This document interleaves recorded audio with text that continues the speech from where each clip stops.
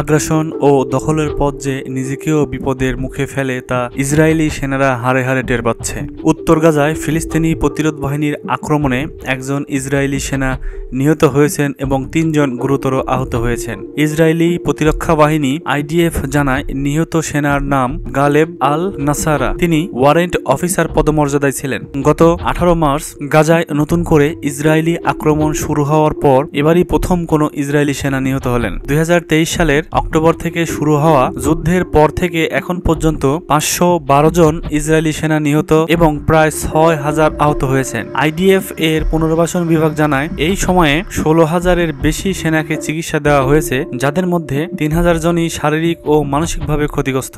গুরুতর আহতের হার প্রায় 4% এবং মাঝারি আহতের হার 6%। পূর্ববর্তী যুদ্ধে আহত সহ এখন পর্যন্ত প্রায় 68,000 সেনাকে চিকিৎসা দেওয়া হয়েছে। ধারণা করা হচ্ছে 2030 সালের মধ্যে এই সংখ্যা 1 লাখ ছাড়িয়ে যাবে, যাদের অর্ধেক মানসিক সমস্যায় ভুগছেন। অন্যদিকে গাজা উপত্যকায় ইসরায়েলি বাহিনীর হামলা অব্যাহত রয়েছে। গতকাল গাজা জুড়ে বোমা বর্ষণে 54 জন ফিলিস্তিনি নিহত হয়েছেন, আহত হয়েছেন বহু মানুষ।